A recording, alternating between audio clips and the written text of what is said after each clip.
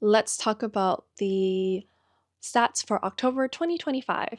Now, some of you already have predicted, but for my last video, my predictions were sorely off. I thought the fact that the interest rate announcement for October was going to stay the same. There would be no interest reduction. And I would assume the fact that we'll probably see an announcement more likely for December 25 to be reduced. But that was not the case. In October of 2025, we had an interest rate announcement where the Bank of Canada has announced a 0.25% to 0.25 base point of a reduction on their interest rates. So, with that, many have speculated that this should have helped spur buyers to actually start taking action and see a lot more activity. Unfortunately, that wasn't enough. In contrast, that actually provided more buyers confidence to actually keep waiting and keep holding out because they assume the fact that the interest rates have not bottomed out and there is potential of more reduction coming through. With that, as a result, inventory is still high, accumulating, leaving buyers more power and more choices to take their time to really look to find the right home and ensuring that the home that they purchase fits every single box that they have.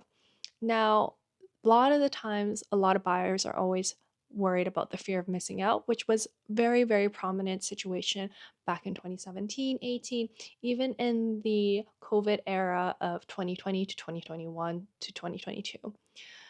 Now with 2025, that's not the case. I think a lot of buyers have the same sentiment of fear of overpaying for a home because of all the news and articles I've seen where a lot of homes that were purchased during the high peak of the market have significantly held a loss of that case. And that was a lot of fear that most people do not want to have. So but the sentiments would be probably still be the same. In regards about whether the interest rates will actually potentially have dropped for 2025 of December, more likely the sentiments there would probably still stay the same, and we won't see any type of rate drop for the remainder of this year. Now, how about for January or even in the spring or early winter of 2026?